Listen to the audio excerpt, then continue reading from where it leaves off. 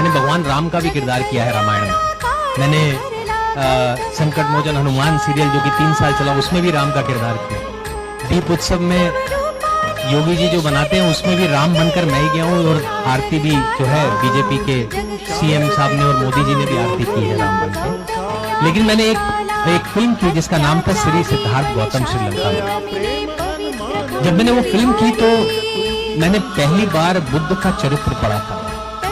सिद्धार्थ और बुद्ध की कहानी अच्छे से पढ़ी तो पढ़ता चला गया, और पढ़ा तो फिर धम्म भी पढ़ लिया।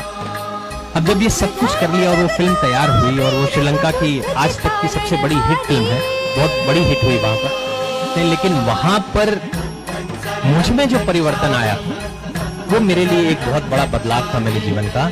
इतना बड़ा परिवर्तन था कि 2014 में श्रीलंका में उस फिल्म के बाद मैंने बौद्ध धर्म को अपना लिया है।